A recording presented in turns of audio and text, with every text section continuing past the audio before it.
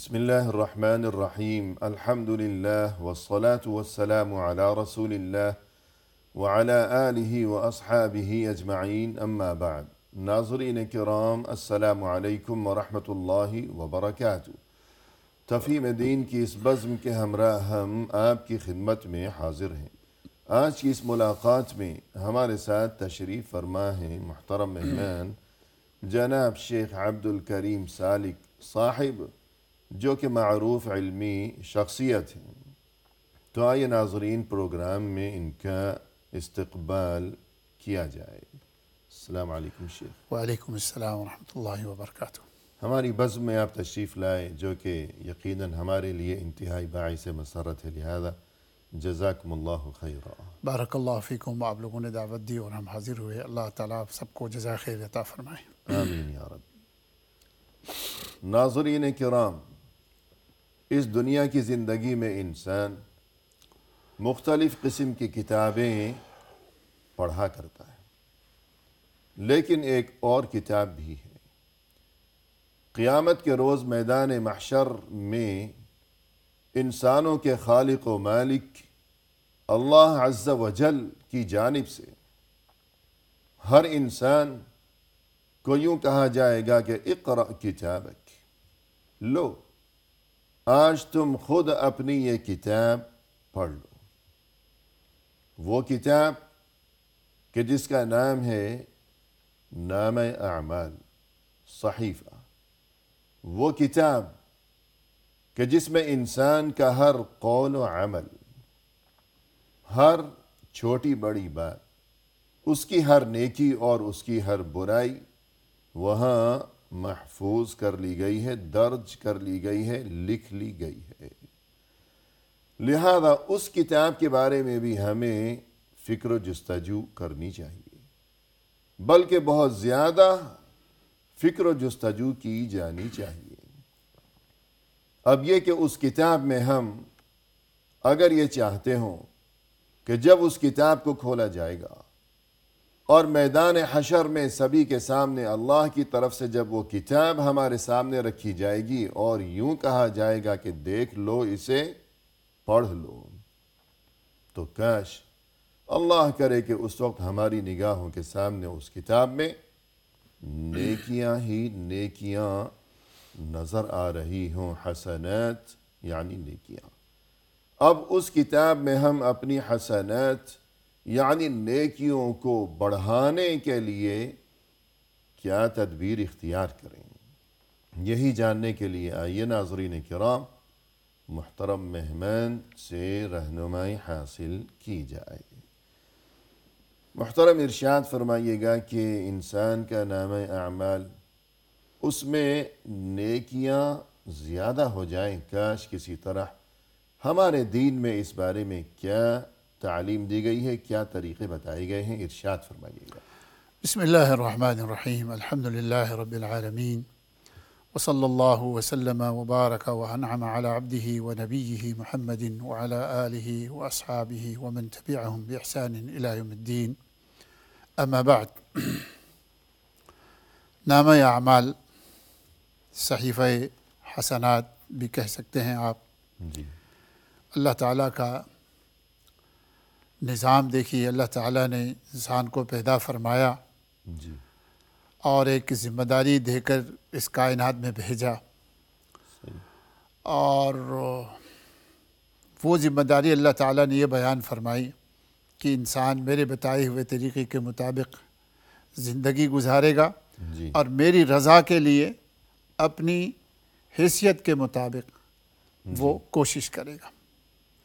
یہ انسان کی ذمہ داری میں اللہ تعالیٰ نے شامل فرما دی، اور اللہ تعالیٰ نے پھر اس کے لیے وہ ساری چیزیں مہیا کر دی جو ایک اس کے لیے ضرورت تھی۔ جی، صحت عطا فرمائی، تندرستی عطا فرمائی، مال سے نوازا، سوچنے سمجھنے کی صلاحیت دی، حق و باطل اور خیر اور شر اور درست اور غلط کے درمیان تفریق اور یہ نہیں کہ انسان کو بھیڑ بکریوں کی طرح بھیجا، جی، بلکہ سوچنے والا، سمجھنے والا، عقل کرنے والا، دل رکھنے والا جی، بنا کر بھیجا، تاکہ اس میں اللہ اس کے ساتھ پھر ایک اور چیز اللہ تعالیٰ نے ان عقل اور سمجھ کے ساتھ اللہ تعالیٰ نے خیر و شر کی تمیز کے بارے میں بھی اللہ نے الہام فرما دی، القاء فرما دی۔ النجدین، جی ہاں، دونوں راستے دکھا دیے، فَأَلْهَمَهَا فُجُورَهَا وتقواها، وَتَقْوَاهَا، انسان بھلائی بھی کر سکتا ہے، برائی بھی کر سکتا ہے، اسے سمجھا دیا کہ یہ برائی ہے، بلکہ اسے اپناؤ گے تو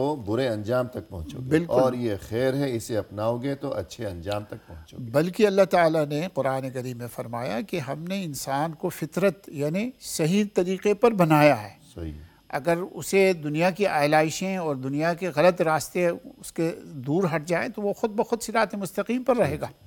تو حقیقت میں یہ ہے کہ یہ بہت بڑی بات ہے کہ انسان جو کچھ کرتا ہے اللہ تعالیٰ اسے نوٹ فرما رہا ہے، اسے لکھ رہا ہے، اسے کر گزر رہا ہے، اور اللہ تعالیٰ نے انسان کے اوپر فرشتے مقرر فرما دیے ہیں کہ وہ اس کو لکھتا جا رہا ہے۔ تو کہنے کا مقصد یہ ہے کہ یہ ایک عمل ہے جو اللہ تعالیٰ نے ہمارے اوپر وہ کر دیا ہے۔ اللہ تعالیٰ قرآن میں فرماتے ہیں کہ انسان ذرا سی بھی نیکی کرتا ہے تو اسے ہم ضائع نہیں کرتے بلکہ اس کو نوٹ کر لیتے ہیں۔ جی، یہ جو حدیث ہے یا عبادی انما ہی اعمالکم احصیہا لکم، تو اس کی کچھ تشریح فرمائیں۔ دیکھیے جی، اللہ نے نظام یہ بنایا، دیکھیے کہ اللہ تعالیٰ اپنے طور پر نہ کسی کو جنت میں یا کسی کو دوزخ میں نہیں ڈالتا، بلکہ اللہ نے یہ فرمایا کہ تمہارے عمل ہوں گے، تمہارے عمل کے جیسا ہوگا ویسے ہی اس کے مطابق تمہیں جزا یا سزا ملے گی۔ تو اللہ تعالیٰ نے کائنات میں انسان کو فرمایا اے میرے بندو، یعنی یہاں سے مراد تو آپ یوں بھی کہہ سکتے ہیں تمام مخلوقات مراد ہیں، خلق خدا سب کے سب کو اللہ فرما رہے ہیں کہ اے میرے بندو یاد رکھو انما ہی اعمالکم احصیہا لکم، یہ تمہارے ہی اعمال ہے جسے ہم نے گن کر رکھ لیے ہیں۔ ثم اوفیکم ایہا، پھر اسے میں تمہیں پورا دے دوں گا، تمہیں واپس کر دوں گا، تم نے اچھا کیا یا برا کیا ہے۔ اور پھر فرمایا فمن وجد خیرا فلیحمد اللہ ومن وجد غیر ذلک فلا یلومن الا نفسہ۔ فرمایا اب پھر اگر کسی نے اپنے نامہ اعمال میں اچھا پا لیا تو اسے چاہیے کہ وہ شکر کرے، اور اگر اس نے برا پایا ہے تو فلا یلومن الا نفسہ، تو وہ اپنے نفس کی ہی برائی کریں، نفس کو ہی برا بلا کہیں، مجھے کچھ نہ کہیں، میں نے اس کے لیے تمام اچھائی کا نامہ اعمال کو نیک اور صالح کرنے کا میں نے بتا دیا تھا۔ تو یہ اللہ تعالیٰ نے ایک اصول بنا دیا حقیقت میں کہ انسان اچھا کریں گے تو اس کا انجام اچھا ہوگا، برا کریں گے تو اس کا انجام برا ہوگا۔ فمن يعمل مثقال ذرة خيرا يره ومن يعمل مثقال ذرة شرا يره، اور دوسری جگہ فرمایا فمن ثقلت موازینه فهو في عيشة راضية ومن خفت فأما من ثقلت موازینه فهو في عيشة راضية وأما من خفت موازینه فأمه هاوية۔ فرمائیے اللہ نے ایک اصول بنایا، تمہارے نیکی کا پلہ بھاری ہو گیا تو تم آرام اور راحت اور مزے میں رہو گے، اگر تمہارے نیکی کا پلہ کم ہو گیا اور برائیاں تمہاری زیادہ ہو گئی تو تم گر جاؤ گے ہاویہ میں، یعنی دوزخ میں، عذاب میں، عقاب میں۔ تو یہ اللہ تعالیٰ نے ہماری رہنمائی فرمائی اس چیز میں۔ جی، تو اسی طرح ہمیں یہ جو بتایا گیا ہے کہ چند ملائکہ ایسے ہیں کہ جن کا کام یہ ہے کہ وہ انسان کے دائیں بائیں ہمیشہ موجود رہتے ہیں اور اس کے ہر عمل کو وہ لکھ لیتے ہیں۔ بالکل۔ وَإِنَّ عَلَيْكُمْ لَحَافِظِينَ كِرَامًا كَاتِبِينَ يَعْلَمُونَ مَا تَفْعَلُونَ۔ تو اس آیت کا ترجمہ بھی ذرا فرما دیں۔ جی، اللہ تعالیٰ فرماتے ہیں وَإِنَّ عَلَيْكُمْ لَحَافِظِينَ، اے انسان بے شک تمہارے اوپر حافظین، حفاظت کرنے والے فرشتے موجود ہیں۔ قرآن کریم میں دوسری جگہ اللہ تعالیٰ نے فرمایا کہ ہم تمہاری حفاظت کے لیے فرشتے مقرر کیے ہوئے ہیں، تمہارے آگے اور پیچھے سے تمہاری وہ حفاظت فرماتے ہیں۔ لَهُ مُعَقِّبَاتٌ مِّن بَيْنِ يَدَيْهِ وَمِن خَلْفِهِ يَحْفَظُونَهُ مِنْ أَمْرِ من امر اللہ، دیکھیے اللہ کے حکم سے اللہ تعالیٰ، اور بندہ جتنا نیک اور صالح ہوگا فرشتے زیادہ اس کے ساتھ ہوں گے۔ صحیح، سبحان اللہ۔ اور لگتا تو یہ ہے کہ ہر انسان کے ساتھ فرشتے ہیں، جی، ہر انسان کے ساتھ فرشتے ہیں جی جو اس کی حفاظت کر رہا، چاہے وہ مسلم ہو چاہے وہ غیر مسلم ہو، ہر انسان کے ساتھ اللہ تعالیٰ کے فرشتے موجود ہیں، اور ہر انسان کے ساتھ قرین موجود ہے، جو سورہ قاف میں اللہ تعالیٰ نے وہاں ذکر فرمایا۔ تو اللہ تعالیٰ فرماتے ہیں ہمارے فرشتے تمہارے ساتھ ہیں، اور ساتھ میں کرامن کاتبین، اور کرامن مکرم معزز فرشتے ہیں اور لکھنے والے ہیں۔ جی اور پھر ساتھ میں فرمایا یعلمون ما تفعلون، وہ فرشتے اچھی طرح جانتے ہیں جو تم کرتے ہو، یعنی جو تم کہتے ہو یا جو تم عمل کرتے ہو، ان سب کو وہ اچھی طرح جانتے ہیں۔ یعنی ایسا ممکن نہیں ہے کہ بے خبری میں انسان کچھ کر لے، فرشتوں کو خبر ہی اس نہیں آیت مبارکہ میں دیکھیے اللہ کے فرشتے دو قسم کے ہیں، جی ایک تو ہماری حفاظت کے لیے ہیں، صحیح، اور ایک یہ ہے کہ اللہ کے فرشتے ہیں جو ہماری اچھائیاں اور ہماری برائیاں لکھتے جا رہے ہیں، صحیح، ہمارے اعمال کو محفوظ کرتے ہیں۔ محفوظ کر رہے ہیں، جو کچھ ہم کرتے ہیں اچھا یا برا اسے محفوظ کرتے ہیں۔ اور یہی جو محفوظ کیا جا رہا ہے، یہی نامہ اعمال میں قیامت کے دن ہمیں نظر آئے گا۔ یہ تو جیسے ابھی آپ نے تلاوت فرمایا قرآن کریم کی وہ آیت جس میں اللہ تعالیٰ نے فرمایا کہ قیامت کے دن اللہ تعالیٰ وہی نامہ اعمال اس کے سامنے رکھ دیں گے، جی اور اتنا بڑا ہوگا مد بصر ہی ہے جی، اس کے نامہ اعمال، جہاں تک نگاہ جہاں نگاہ پہنچتی ہے، وہ رجسٹر ایک ایک رجسٹر جو ہے وہ حد نگاہ کے برابر بڑے بڑے ہیں۔ جی تو یہ جو فرشتے بیٹھے ہیں ہمارے لکھنے کے لیے، جیسے قرآن کریم میں فرمایا ما یلفظ من قول الا لدیہ رقیب عتید، جو بھی تم زبان سے ایک لفظ تم نکالتے ہو، فرشتے اس کو فوراً اٹھا لیتے ہیں۔ اچک لیتے ہیں، رقیب جی کا معنی ہے مراقب، جی، نگران، نگران، صحیح، عتید معنی بہت تیز و تن، حاضر حاضر تیار، کوئی چیز ان سے رہ نہیں جاتی۔ جی اور یہی فرشتے جو ہے کل قیامت کے دن جب حساب کتاب ہوگا تو کیا کہے گا؟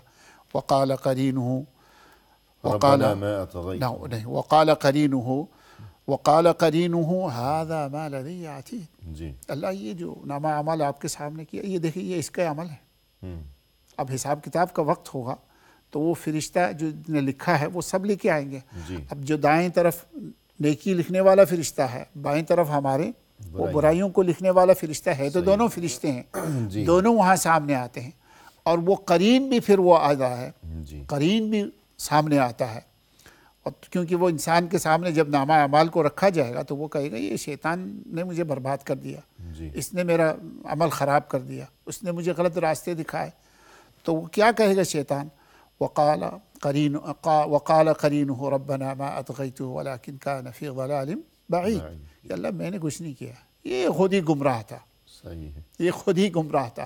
تو شیطان کل قیامت کے دن انسان سے بیزار ہوگا میں نے اس کو کچھ نہیں کیا، صحیح، کیونکہ شیطان کو ہم دیکھ نہیں سکتے، ٹھیک ہے اس نے وسوسے ضرور لگائے، اس نے کوئی ہمارا ہاتھ پکڑ کے غلط کام تو نہیں کروایا۔ جی ہاں، تو یہ جو آیت ہے وَإِنَّ عَلَيْكُمْ لَحَافِظِينَ كِرَامًا كَاتِبِينَ يَعْلَمُونَ مَا تَفْعَلُونَ، کہ جو کچھ بھی تم کرتے ہو وہ لکھ لیتے ہیں وہ فرشتے جو تمہارے ساتھ ہیں، بلا شک، اور وہ بے خبر نہیں ہے تمہارے کسی کام سے۔ تو یہاں ایک اور بات بھی قابل غور ہے، وہ یہ کہ فرشتوں کے لیے خود اللہ نے قرآن میں کرامن کا لفظ استعمال فرمایا کہ وہ بہت ہی معزز و مکرم ہیں، بلا اور یہ بھی فرمایا کہ وہ تمہارے ساتھ ہیں۔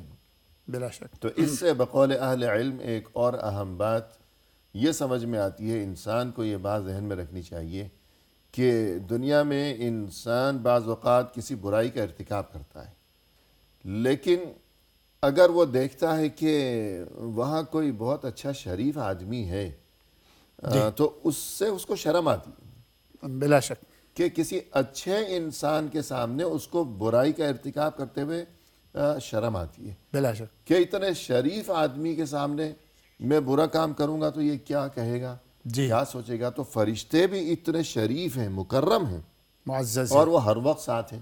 تو انسان کو کوئی اور دیکھے نہ دیکھے، لیکن برائی کرتے وقت انسان کو سوچنا چاہیے کہ میرے ساتھ میرے ہم نشین فرشتے، اتنی شریف مخلوق، وہ مجھے دیکھ رہے ہیں، تو شرم آنی چاہیے۔ تو وقفہ لیتے جی بہتر۔ محترم ناظرین، فی الحال لیتے ہیں مختصر سا وقفہ، ہمارے ساتھ ہی رہیے گا۔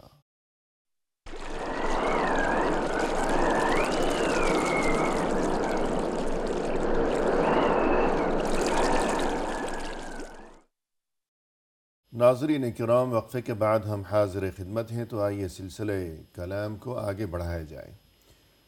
شیخ، وقفے سے قبل گفتگو یہ چل رہی تھی کہ ہر انسان کو یہ بات ہمیشہ ذہن نشین رکھنی چاہیے کہ اس کا ایک نامہ اعمال ہے، اس کا ہر قول و عمل، اچھی بری بات یا اچھا برا عمل، چھوٹا یا بڑا جیسا بھی ہو، وہ سب اس میں ریکارڈ ہو رہا ہے، جی محفوظ کیا جا رہا ہے، درج کیا جا رہا ہے۔ بلا شک اب ہماری ہمیشہ کوشش یہ ہونی چاہیے کہ اس میں نیکیاں بھر دیں۔ زیادہ ہوں، بلکہ نیکیاں ہی ہوں تو بہت اچھا معاملہ ہو جائے گا۔ رسول اللہ صلی اللہ علیہ وسلم نے ایک بار نماز کے دوران، امامت کے دوران، پیچھے سے کسی کو، مقتدیوں میں سے کسی کو کچھ کہتے ہوئے سنا۔ پھر نماز کے بعد کیا صورتحال پیش آئی اور اس میں ہمارے لیے کیا سبق ہے، تو کچھ ارشاد فرمائیے گا۔ جی، نبی پاک صلی اللہ علیہ وسلم امامت فرما رہے تھے، جی نماز پڑھا رہے تھے، صحابہ کرام صف میں موجود تھے۔ آپ رکوع میں تشریف لے گئے، رکوع سے جب آپ اٹھے، آپ نے فرمایا سمیع اللہ لمن حمیدہ۔ جی تو بالعموم صحابہ کہا کرتے تھے ربنا ولک الحمد۔ جی تو ایک صحابی نے یعنی سمیع اللہ لمن حمیدہ کے معنی کیا ہے؟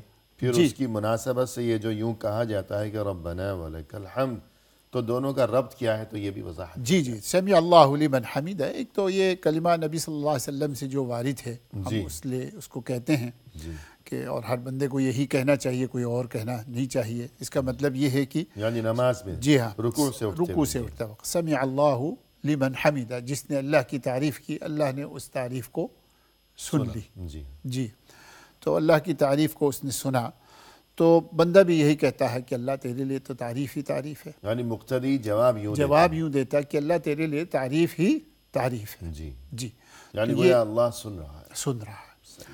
اور تو ایک صحابی جس نے کچھ جملے اپنے طرف سے بڑھا دیے، جی اس نے یہ کہا ربنا ولک الحمد حمدا کثیرا طیبا مبارکا فیہ۔ جی یہ جملے یوں کہا، اضافہ کر دیا، ربنا لک الحمد حمدا کثیرا مبارکا فیہ، یہ جملہ بڑھا دیا۔ ربنا ولک الحمد حمدا کثیرا طیبا مبارکا فیہ۔ جی تو نماز جب ختم ہوئی تو نبی پاک صلی اللہ علیہ وسلم نے فرمایا من المتکلم، کس نے کہا؟ جی کس نے کہا؟ یعنی جو آواز آئی مجھے، یہ کون تھا؟ وہ دیکھیے نبی پاک صلی اللہ علیہ وسلم کی عادت مبارکہ تھی، چونکہ مقصود صحابہ کرام کا اصلاح بھی ہے کہ نماز میں کسی نے کوئی بات کی تو آپ نے فرمایا کہ نماز باتوں کے لیے نہیں ہے۔ یہ بھی حدیث روایت میں موجود ہے، کچھ لوگ باتیں کیا کرتے تھے، کچھ لوگ کچھ اور باتیں کرتے تھے، تو اللہ کے نبی نے ابتدا میں جی ہاں، تو یہ ایک صحابی جس نے یہ جملے کہے، اس نے نماز کے بعد کہا اللہ کے نبی صلی اللہ علیہ وسلم یہ جملے میں نے کہے، یہ میں ہوں جس نے یہ لفظ کہے، ربنا ولک الحمد حمدا کثیرا طیبا مبارکا فیہ۔ تو نبی پاک صلی اللہ علیہ وسلم ان کلمات سے خوش ہوئے اور آپ نے فرمایا رأیت بضعة وثلاثین ملکا یبتدرونہا ایہم یکتبها اولہ، میں نے دیکھا 30 یا 40 کے قریب بھی کہا جائے تو بھی درست ہوگا، بضعا وثلاث، جی ہاں 30 سے زیادہ، 30 سے زیادہ فرشتے جو ہے ان جملوں کو لکھنے کے لیے آگے بڑھ رہے تھے، دوڑ رہے تھے کہ کون ان جملوں کو لکھے گا۔ جی یعنی ہر فرشتے کی کوشش تھی کہ میں لکھوں، جی میں لکھوں، اس نے یہ کلمات کہے ہیں۔ تو اس سے ایک تو یہ بھی معلوم ہوتا ہے جو فرشتے ہم پر مقرر ہیں وہ مقرر ہیں۔ صحیح۔ اللہ کے اور بھی فرشتے ہیں جو آسمان و زمین کے درمیان میں اللہ کے احکام، اللہ کے ذکر اذکار کو نوٹ کرنے کے لیے گھومتے پھرتے رہتے ہیں، موجود رہتے ہیں، جو بھی اللہ کی طرف سے انہیں حکم دیا جاتا ہے۔ اور بالعموم بہت سے فرشتے ہوں گے جو نماز میں ہی شریک ہوتے ہوں گے، بالکل، کیونکہ اللہ تعالیٰ کا ذکر ہو رہا ہے۔ صحیح۔ تو یہ اس ذکر کی وجہ سے جیسے حدیث میں بھی ہے نبی صلی اللہ علیہ وسلم کی کہ جو بندہ اللہ کو یاد کرتا حفتہم الملائکۃ، فرشتے انہیں ڈھانپ لیتے ہیں۔ جی تو یہ بھی فرشتے، تو یہ فرشتے دیکھیے ایک حدیث کے جملے کو لکھنے کے لیے 30 سے زائد یا 40 کے قریب فرشتے جو ہے وہ آ جاتے ہیں۔ تو معلوم ہوا کہ اس شخص کے ان جملوں کو اللہ تعالیٰ نے پسند فرمایا ہے، یعنی کتنا بڑا اجر و ثواب بالکل اس کے لیے لکھا جا رہا ہے کہ فرشتے آگے جھپٹ رہے ہیں، بلا شک بلا شک تو گویا کہ اگر ہم یہ چاہتے ہیں کہ اللہ کرے کہ ہمارے نامہ اعمال میں نیکیاں بہت زیادہ ہوں، بلا تو شک ایک طریقہ یہ سمجھ میں آیا کہ خواہ نماز میں ہو، رکوع سے اٹھنے کے بعد جب کہا جاتا ہے کہ سمیع اللہ لمن حمدہ، تو اس کا جو جواب دیا جاتا ہے اس وقت، یا عام زندگی میں اٹھتے بیٹھتے جب بھی ہمیں یاد آ جائے تو ہم یہ کلمات کہتے رہا کریں کہ اللہم ربنا لک الحمد حمدا کثیرا طیبا مبارکا فیہ، کہ یا اللہ تیرے ہی لیے ہے ہر تعریف، ایسی تعریف جو کہ بہت پاکیزہ ہے اور جو کہ بہت ہی مبارک ہے۔ بلکہ اس سے ملتے ہی جلتے جو کلمہ ہم نماز کے بالکل افتتاحیہ میں بھی کہتے ہیں، جی نماز جب شروع کرتے ہیں تب بھی اسی قسم کے ہی جملے جو ہے ہم صحیح، دہراتے ہیں، سبحانک اللہم و بحمدک و تبارک اسمک و تعالی جدک و لا الہ غیرک۔ صحیح، تو بندہ مومن ان کلمات سے نماز کو شروع کرتا ہے۔ جی ہاں۔ اور بالخصوص یہاں جو بتایا گیا کہ 30 سے زیادہ فرشتوں کو میں نے دیکھا کہ جو ایک دوسرے سے آگے بڑھ رہے تھے، جھپٹ رہے تھے، بلا شک اس جملے کو محفوظ کرنے کے لیے، کہ یعنی اسے وہاں لکھنے کے لیے نامہ اعمال میں، تو اس سے یہ بات سمجھ میں آئی کہ اس جملے کی بڑی فضیلت ہے۔ یعنی اس کا مقصد یہ ہے شیخ، بعض کلمات، بعض جملے اللہ کو اتنے پسند ہے جی کہ اس کے اجر و ثواب بھی بے حد و حساب ہے۔ صحیح، حقیقت میں نبی پاک صلی اللہ علیہ وسلم کی ایک حدیث اس قسم کی بھی ہے کہ بندہ کبھی خیال نہیں کرتا، جملہ کوئی منہ سے ایسی نکال لیتا ہے، ایسا جملہ، ایسی بات زبان سے نکال لیتا ہے جو زمین و آسمان کو بھی برداشت نہیں ہوتی، لیکن اس بندے کو احساس نہیں ہوتا میں نے کیا کہا۔ صحیح، اسی طرح بندہ مومن اتنا خوبصورت جملہ کہتا ہے اپنے منہ سے، اسے شاید احساس نہیں ہوتا، جی لیکن یہ اللہ تعالیٰ کو سب سے زیادہ پسندیدہ۔ اس صحابی کو بھی شاید احساس نہیں تھا کہ میں اپنی زبان سے اتنی اچھی بات، اتنی اچھی بات، جو اتنے فرشتے آ کے میرے جملوں کو لکھنے نوٹ لگ کرنے جائیں، کے نوٹ لیے کرنے کے لیے آئیں، جھپٹ رہے ہوں۔ جھپٹ رہے ہوں۔ تو یہ ایک ہے طریقہ یہ ہو گیا کہ اس قسم کے اذکار اور یہ کلمہ کے اٹھتے بیٹھتے انسان یوں کہتا رہا کرے کہ اللہم لک الحمد حمدا کثیرا دائما طیبا مبارکا فیہ، تو نیکیوں کا جو نامہ اعمال ہے اس میں نیکیوں کا جو ہے وہ اضافہ ہوگا انشاءاللہ۔ بلا شک۔ دوسرا طریقہ یہ کہ مسجد کی طرف آمد و رفت، اس بارے میں آپ کیا فرمائیں گے؟ دیکھیے جی، وہ حقیقت میں تو یہ ہے کہ ایک مومن کی عجیب شان یہ ہے کہ اس کا اٹھنا بیٹھنا چلنا پھرنا سبھی کیا ہے، اللہ کی رضا کے لیے، جی لیکن صرف یہ ہے کہ نیت اچھی ہو، بندہ نیت درست کر لیں تو اس کا اٹھنا بیٹھنا چلنا پھرنا دکان پہ بیٹھنا سب عبادت میں شامل ہو جاتا ہے۔ تو اسی میں سے حقیقت میں نماز تو بہت بڑی نیکی ہے، صحیح، نماز تو بہت بڑی عبادت ہے، شروع سے آخر تک اللہ کو یاد کیا جاتا ہے، جی اور مسجدیں اس لیے بنائی جاتی ہے تاکہ اللہ تعالیٰ کا نام بلند کیا جائے۔ تو مسجد میں آتے جاتے بھی جو انسان آتا اور جاتا ہے تو اللہ تعالیٰ اس کے آنے جانے حرکات و سکنات کو بھی اللہ تعالیٰ لکھ دیتے ہیں۔ صحیح، بنی سلمہ نے نبی پاک صلی اللہ علیہ وسلم سے درخواست کی کہ اللہ کے نبی صلی اللہ علیہ وسلم، ہمارے گھر دور ہے، مدینے کے آس پاس میں ہیں، ہم چاہتے ہیں کہ آپ کے مسجد کے قریب کوئی گھر لے لیں، گھر بنا لیں، صحیح، تاکہ ہم 5 وقت کی نماز آرام سے آپ کے ساتھ پڑھ سکیں۔ تو نبی صلی اللہ علیہ وسلم نے کیا فرمایا؟ فرمایا بنو سلمہ نہیں، اپنے ہی گھروں میں رہو۔ آپ صلی اللہ علیہ وسلم نے فرمایا دیارکم تکتب آثارکم، دیارکم تکتب آثارکم، بنو سلمہ اپنے گھروں میں رہو، صحیح، دور سے چل کے آؤ مسجد کی طرف، تمہارے آثار لکھے جاتے ہیں، تم جو چل کے یعنی یہ آتے قدم، ہو، ایک قدم جو تم اٹھاتے ہو، مسجد کی طرف آتے ہو پھر واپس جاتے ہو، تو آمد و رفت کے موقع پر ہر ایک قدم یہ لکھا جا رہا ہے، لکھا جا رہا ہے۔ یہ نامہ اعمال میں نیکیاں بڑھ رہی ہیں، ہر بالکل۔ ایک قدم۔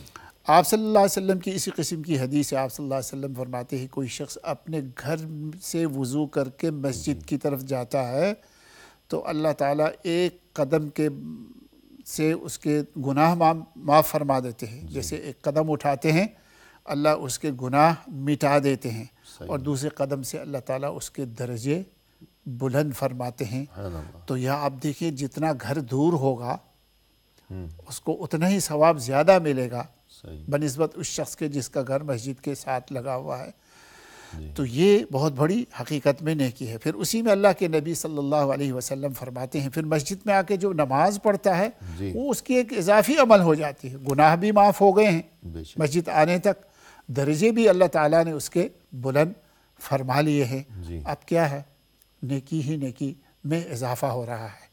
پھر اللہ کے نبی صلی اللہ علیہ وسلم یہ فرماتے ہیں جب تک تم مسجد میں رہو گے جتنے وقفے تو گویا تم نماز میں ہی ہو. صحیح مسجد میں داخل ہوئے ہیں، مسجد سے نکلنے تک یا بے وضو ہونے تک بندہ مسجد میں جو رہنے کا وقفہ ہے اللہ تعالیٰ فرماتے ہیں کہ یہ پوری گویا نماز میں ہی شامل رہے، بھلے ویسے بیٹھے رہیں. ان احدکم فی صلاۃ ما دامت الصلاۃ تحبسه جی بلا شک. والملائکۃ تقول اللہم اغفر له اللہم سبحان اللہ. جب تک انسان مسجد میں ہے نماز کے انتظار میں یا پھر نماز سے فراغت کے بعد پھر وہ مسجد میں موجود ہے سبحان اللہ. تو گویا وہ مسلسل نماز میں مشغول ہے اور فرشتے اس کے لیے اللہ سے دعا میں مشغول رہا کرتے ہیں. تو یہ جو قبیلہ تھا بنو سلیمہ، تو یہ واقعہ کتب احادیث میں درج کیا گیا ہے کہ ان کا گھر مسجد نبوی سے جو ان کا مسکن تھا اس قبیلے کا، پہلی بات تو یہ کہ مشہور قبیلہ ہے مدینہ کا، انصار مدینہ کا بنو سلیمہ. اور اس قبیلے میں بڑے بڑے جلیل القدر صحابہ کرام موجود تھے انصار مدینہ میں سے، خصوصاً معاذ ابن جبل رضی اللہ عنہ بہت مشہور صحابی، اور اسی طرح کعب ابن مالک رضی اللہ عنہ سبحان اللہ. جن کی وجہ سے سورہ توبہ کا نام سورہ توبہ. سبحان اللہ. اور جو واقعہ الغرض بڑے بڑے صحابہ کرام کا اس قبیلے سے تعلق تھا، اور اس قبیلے کا جو مسکن تھا یہ قبیلہ عین اسی جگہ آباد تھا جہاں مسجد قبلتین ہے. سبحان اللہ. تو وہ جگہ تو مسجد نبوی سے بہت دور ہے، کافی دور ہے. جی تو وہ لوگ مسجد نبوی آمد و رفت وغیرہ چونکہ انہیں دقت پیش آتی تھی، تو انہوں نے یوں عرض کیا تھا کہ اللہ کے رسول ہم اپنے گھر مسجد نبوی کے قریب منتقل کر لیں. تب آپ صلی اللہ علیہ وسلم نے انہیں مخاطب کرتے ہوئے یہ یادگار کلمات ارشاد فرمائے تھے کہ یا بنی سلیمہ دیارکم تکتب آثارکم، اپنے گھروں میں ہی رہو، وہیں رہو، قریب منتقل ہونے کی ضرورت نہیں ہے، اس لیے کہ تمہارے قدم جس قدر زیادہ ہیں اسی قدر ثواب بھی زیادہ لکھا. لگتا ہے شیخ یہ اس وقت کی بات ہوگی جب مسجد نبی بنی تھی، شاید مسجد قبلتین یا آس پاس میں کوئی اور مسجد نہیں ہوگی. نہیں تھی، بعد میں جی بعد میں نبی پاک صلی اللہ علیہ وسلم نے حکم فرمایا تھا کہ تم اپنے محلات میں اپنے وہاں مسجدیں بناؤ. تو وہاں ان کے قبیلے میں بھی وہ مسجد تیار ہو گئی جس کا نام مسجد قبلتین ہے. جی جی. اور وہاں رسول اللہ صلی اللہ علیہ وسلم نے اپنے نوجوان صحابی معاذ ابن جبل رضی اللہ عنہ کو امام مقرر فرمایا تھا. تو الغرض مسجد کی طرف آمد و رفت یہ ایک ایسا طریقہ ہے کہ جس کے ذریعے سے انسان اپنے نام اعمال میں نیکیوں کو بہت زیادہ بڑھا سکتا ہے. بلا شک. تو اس کی پابندی کی جائے. اور ہمیں ایک اور طریقہ نظر آتا ہے کہ اٹھتے بیٹھتے جو اذکار کی مختلف شکلیں ہیں کہ اللہ کا ذکر. بلا شک. تو سب سے پہلے تو آپ سے گزارش ہوگی کہ صحیح بخاری، سبحان اللہ، جو امام بخاری رحمہ اللہ تھے تو اللہ کی طرف سے جو ایک غیبی انتظام تھا بلا شک اور الہامی کیفیت، وہ مثال دوسری کتابوں میں نہیں ملتی یا دیگر شخصیات میں شاید اتنی بڑی مقدار میں نہیں ملتی.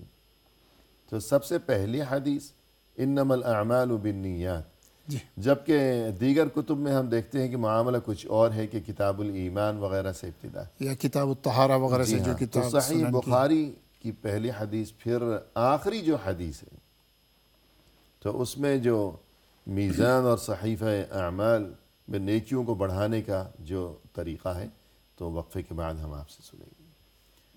ناظرین کرام، فی الحال ہم لیتے ہیں مختصر سا وقفہ، ہمارے ساتھ ہی رہیے گا.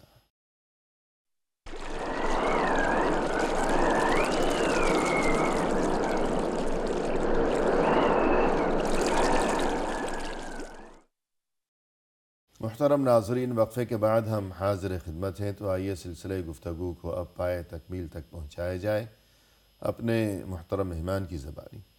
شیخ وقفے سے قبل گفتگو یہ چل رہی تھی کہ نامہ اعمال میں نیکیوں کا اضافہ کس طرح کیا جائے. اس کی ایک اہم ترین تدبیر یہ ہے کہ اللہ کے ذکر کا زیادہ سے زیادہ اہتمام. بلا شک اس میں اب ذکر کے وہ طریقے، وہ اذکار جو کہ خود رسول اللہ صلی اللہ علیہ وسلم سے ثابت ہیں، تو ظاہر ہے کہ ان کی پابندی بہرحال انسان کے لیے زیادہ مفید نافع و مفید ہے. بلا شک. تو صحیح بخاری کی آخری حدیث اس حوالے سے کچھ ارشاد فرمائیے. دیکھیے جی، اللہ کے نبی صلی اللہ علیہ وسلم نے کئی جملے ایسے ادا فرمائے ہیں کہ بولنے میں بہت مختصر ہے جی لیکن اس کا ثواب بہت زیادہ ہے، جی اس کا اجر و ثواب بہت زیادہ ہے.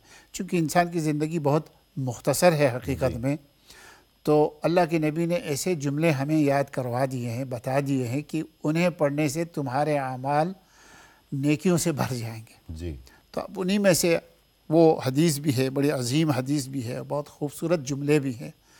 حدیث ہے کلمتان خفیفتان علی اللسان ثقیلتان فی المیزان حبیبتان الی الرحمن سبحان اللہ وبحمدہ سبحان اللہ العظیم. سبحان اللہ. مسلم شریف میں بھی ہے. جی اور جیسے ابھی آپ نے فرمایا، جیسے امام بخاری رحمۃ اللہ علیہ نے اپنی کتاب کا اختتام انہی جملوں سے کیا، جی سبحان اللہ. جہاں آپ نے فرمایا کہ نیت کے بارے میں سب سے پہلی حدیث، جی اور ذکر اذکار میں اللہ کو یاد کرنے میں، اور میزان کے بارے میں جو ہے آخری یہ حدیث. بہت ہی مختصر جملے ہیں. تو آپ اس کے بارے میں نبی پاک صلی اللہ علیہ وسلم کیا فرمایا کہ دو جملے ایسے ہیں خفیفتان علی اللسان، بولنے میں کوئی وقت ہی نہیں لگتا ہے، بہت ہلکا پھلکا، زبان پر بہت ہلکے پھلکے، بہت ہی ہلکے پھلکے، یعنی دقت محسوس کوئی دقت محسوس نہیں ہوتی، کوئی وقت نہیں لگتا حقیقت میں. دوسری چیز فرمایا ثقیلتان فی المیزان، اور کل قیامت کے دن نامہ اعمال کا وزن ہوگا. تو یہ بھی تھوڑی سی آپ ذہن میں رکھ لیجئے، ہمارے جو نامہ اعمال ہے ان کا وزن ہوگا کل قیامت کے دن. جی اعمال کا وزن ہو، اعمال کا وزن ہوگا، بلکہ یہ جو فرشتوں نے جو کچھ لکھا ہوگا اس کو بھی ڈالیں، وہاں رکھا جائے گا. بلکہ کچھ روایات امام طحاوی وغیرہ نے ذکر انسان کو بھی فرمایا رکھا انسان جائے کو بھی رکھا جائے گا. تو پتہ چلے گا. دیکھنا آج تو جیسے کوئی عبداللہ ابن مسعود رضی اللہ عنہ کے بارے میں کہ ان کی وہ دبلی پتلی ٹانگ جو ہے وہ اس میزان میں، اس ترازو میں احد پہاڑ سے زیادہ وزنی ہوگا. تو آج کے دل میں اس کو سمجھنا مشکل تو نہیں. آج تو لوگ ہوا کو تولتے ہیں. بالکل جی. جی تو اللہ کے نبی صلی اللہ علیہ وسلم فرماتے موسم ہیں کو تولتے ہیں، ہر چیز کو دیں. ثقیلتان فی المیزان، فرمایا کل قیامت کے دن وزن میں بڑا بھاری ہوگا. یہ دو کلمے دو کلمے زبان پر ہلکے پھلکے ہلکے ہیں، بے پھلکے وزن ہیں، ہیں، بے وزن ہے، لیکن اس ترازو میں کہ جہاں اعمال کو تولا جائے گا وہاں یہ بہت وزندار ہے. بہت وزندار ہے، بہت ثقیل ہے. صحیح حبیبتان الی الرحمن، رحمان کو یہ جملے بہت ہی پسند ہیں. صحیح. کتنی مزدار جملے ہیں شیخ، آپ اندازہ کیجئے.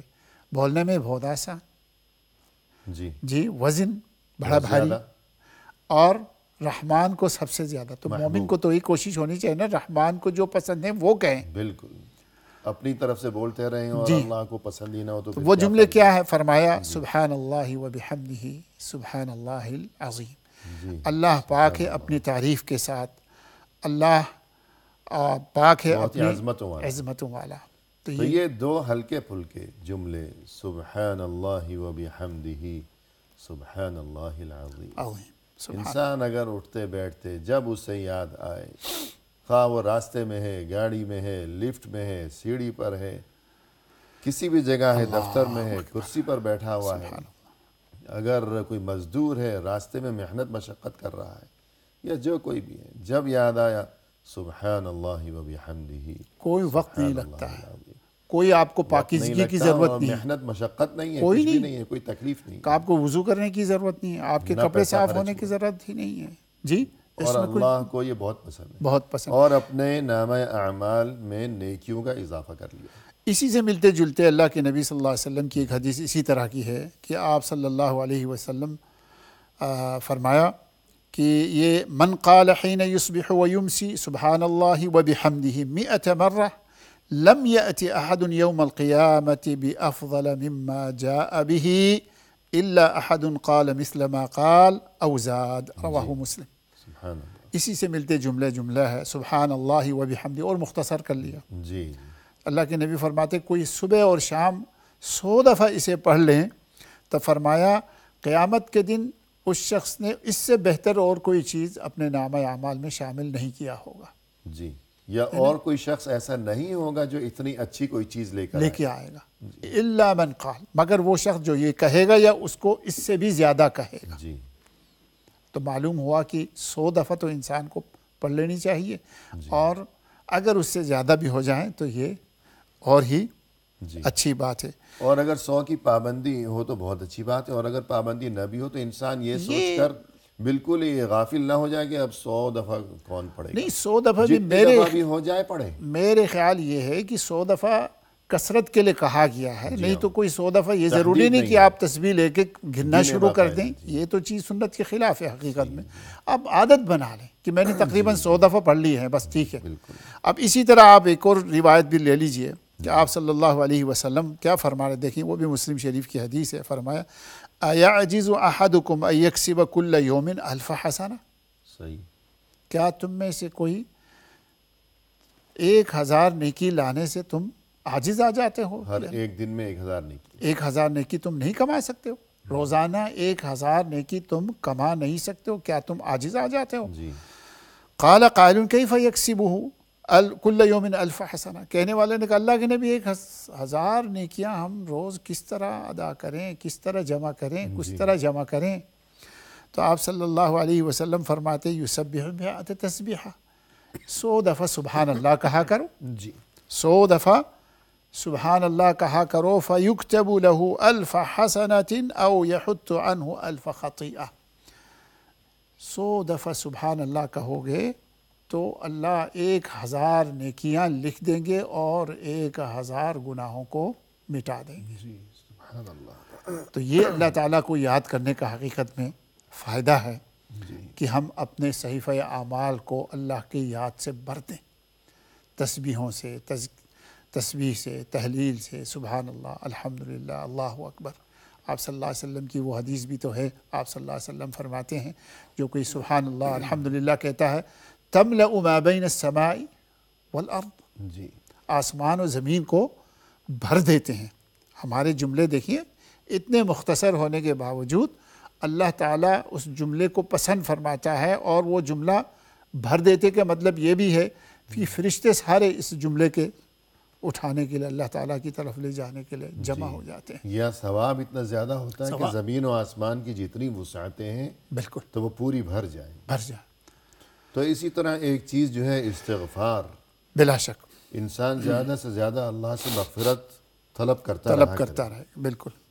تو اس کا نامہ اعمال سے کیا تعلق ہے اور کیا فائدہ ہوگا؟ دیکھیے جی، استغفار حقیقت میں دیکھیں بحیثیت ہم انسان جی. یہ ناممکن ہے کہ ہم گناہوں سے بالکل ہی دور رہیں، پاک ہو جائیں. نہیں، ایسا کوئی بھی نہیں. ایسا نہیں ہو سکتا. بحیثیت انسان ہمارے چلتے پھرتے اٹھتے بیٹھتے ہمارے سے غلطیاں سرزد ہو جاتی ہیں.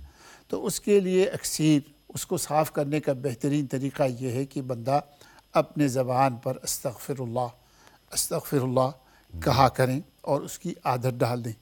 جب بندہ کثرت سے استغفار کرتا ہے اور اپنے نامہ اعمال کو استغفار سے بھر دیتا ہے تو اللہ کے نبی نے اس بندے کے لیے کیا خوشخبری فرمایا طوبی لمن وجد فی صحیفته استغفارا کثیرا. وہ شخص بابرکت شخص ہے، اس شخص کے لیے خوشخبری ہے. بعض نے کہا یہ طوبہ جو ہے ایک جنت میں ایک درخت کا نام ہے، یہ جنت میں ایک مقام کا نام ہے. تو یہ اس شخص کے لیے خوشخبری ہے جو کثرت سے اپنے نامہ اعمال کو استغفار سے بھر دیتا ہے. سبحان اللہ. جہاں دیکھیے سبحان اللہ، الحمدللہ، اللہ اکبر، لا الہ الا اللہ کی اہمیت موجود ہے، وہاں استغفار کی بھی بہت بڑی اہمیت ہے. انسان کی اپنی زندگی پر بھی اس کے بہت اچھے اثرات مرتب ہوتے ہیں. حقیقت میں ہم پر جو مشکلات آتی ہے ہمارے گناہوں کی وجہ سے ہی ہوتی ہے، اور اگر انسان عادت ڈالیں کہ کثرت سے استغفار پڑھنے کی تو یقیناً انسان کے انسان پر مشکلات سے بھی نجات نصیب ہوگی، بلکہ روزی رزق میں کشادگی ہوگی، اولاد بھی انشاءاللہ اس کی نسبت میں نیک اللہ تعالیٰ عطا فرمائیں گے. من لزم الاستغفار جعل اللہ له من كل ضيق مخرجا ومن كل هم فرجا. وَيَرْزُقُهُ مِنْ حَيْثُ لَا سبحان يَحْتَسِبُ، اللہ. تو یہ ہر تو مشکل سے ہر نجات، مشکل سے نجات کے لیے تو اور استغفار رزق میں فراوانی کشادگی، اور جو آخرت کی کامیابی ہے وہ تو اپنی جدا جگہ ہے۔ موجود ہیں. تو یہ حدیث بہت اہم ہے کہ طوبیٰ لمن وجد فی صحیفته سبحان اللہ. استغفارا کثیرا، اس شخص کے لیے بہت بڑی خوشخبری ہے جس نے اپنے نامہ اعمال میں پایا بہت زیادہ استغفار کو. یعنی نامہ اعمال اس کے سامنے رکھا گیا، اس کے تمام اعمال اسے نظر آ رہے ہیں، اپنے اچھے برے اعمال. اب ان اعمال میں اس نے یہ دیکھا کہ استغفار بہت زیادہ ہے. بلا شک. یعنی میں اپنی دنیا کی زندگی میں ہمیشہ استغفار کا بکثرت اہتمام و التزام کرتا رہا، تو اس شخص کے لیے بڑی خوشخبری ہے کہ وہ یہ چیز اپنے نامہ اعمال میں دیکھ کر بہت زیادہ خوش ہوں گے. شاداں و فرحاں ہو جائے گا، بہت خوش ہو جائے گا. تو لہذا اگر انسان یہ چاہتا ہے کہ اس کے نامہ اعمال میں نیکیاں زیادہ ہوں تو استغفار کا بہت زیادہ اہتمام کیا جانا چاہیے. بلا شک. اور ایک چیز جو ہمیں ایسے طریقے بتائے گئے ہیں کہ جو نامہ اعمال میں نیکیوں میں اضافے کا اہم ترین سبب ہے. کوئی ایسا کام انسان کیا کرے جو اس کی موت کے بعد بھی بہت اس بڑی کے لیے اہمیت. اجر و ثواب میں اضافے کا سبب بنا رہے، یہ صدقہ جاریہ. بلا شک یہ بہت بڑی اہمیت کے حامل ہے جی کہ دیکھیے جی، اللہ کے نبی صلی اللہ علیہ وسلم کی حدیث سے فرمایا کہ اذا مات الانسان انقطع عمله الا من ثلاث. جی انسان جب مر جاتا ہے تو نامہ اعمال تو حقیقت میں ایک لحاظ سے تو بند ہوتا ہے. جی درست، جی، صحیح. اس کی جو ایک ذمہ داری، جو ان کی جو اس کی زندگی تھی، ایک وقت، ایک یعنی لمحہ اب وہ اپنے لیے نہ کوئی اچھا کام کر سکتا کر ہے نہ برا. سکتا ہے نہ برا کر سکتا ہے. صحیح. دروازے تو بند ہو گئے. جی ہاں، ہاں البتہ قرآن کی آیات موجود ہے اور نبی صلی اللہ علیہ وسلم کی حدیث مبارکہ بھی ہے جی کہ مگر 3 طریقے جو ہے اللہ کے نبی صلی اللہ علیہ وسلم فرماتے پھر بھی باقی رہ جاتے ہیں. صحیح. کہ انسان مرنے کے بعد بھی نیکیوں اس میں کو اضافہ نیکیوں ہوتا چلا میں جائے گا. اضافہ ہوتا جا رہا ہے. صحیح ہے. اور وہ 3 طریقے مختصراً یہ ہے فرمایا. ایک یہ ہے صدقہ جاریہ، ایک ایسا صدقہ دے کے جاتا ہے کہ وہ مرنے کے بعد بھی وہ لوگ خلق خدا اس سے مستفید ہو رہی ہے. مستفید ہو رہے ہیں. جیسے کسی نے مسجد بنائے، کسی نے کنویں کھودا، کسی نے سڑک بنائی، صحیح ہے. کسی یتیم خانے کا اہتمام کیا تو وہ ان کو ملتا رہا. اسی طرح اللہ کے نبی صلی اللہ علیہ وسلم فرماتے ہیں ایک شخص ماشاءاللہ وہ خود عالم دین تھا، اس نے بہت سے لوگوں کو علم سکھایا، تعلیم مفید دی، علم، مفید لوگ اس علم کی دیا. موت کے بعد بھی اس علم سے مستفید ہو رہے ہیں. اسی طرح وولد صالح يدعو له، صحیح. کہ انسان نے اپنے نیک بچے اولاد کی جو اس کی موت کے اچھی بعد بھی تربیت اس کی اور بچہ جو ہے نا وہ نیکیاں انجام دے رہا ہے تو اس کی نیکیوں کا ایک حصہ اس بندے کو. بالکل. تو انسان کو یہ چاہیے کہ اس کے نامہ اعمال میں نیکیوں کا اضافہ ہو سکے زیادہ سے زیادہ. تو ایسے کام جو اس کی موت کے بعد بھی اس کے لیے نیکیوں میں اضافے کا مسلسل سبب بنے رہیں، تو اس طرف توجہ دینی چاہیے. اور یہ 3 طریقے رسول اللہ صلی اللہ علیہ وسلم نے بتائے ہیں کہ جن کی بدولت انسان کی موت کے بعد بھی اس کی نیکیاں مسلسل بڑھتی ہی چلی جاتی ہیں. پروگرام کے اختتام پر ہم تہ دل سے آپ کا شکریہ ادا کرتے ہیں. آپ تشریف لائے اور آپ نے عمدہ انداز میں رہنمائی فرمائی، لہذا جزاکم اللہ. بارک اللہ فیکم، احسن اللہ علیکم.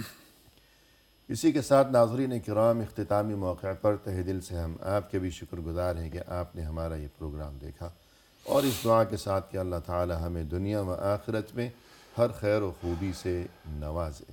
ہمیں دیجیے اجازت. فی امان اللہ، وآخر دعوانا ان الحمد للہ رب العالمین.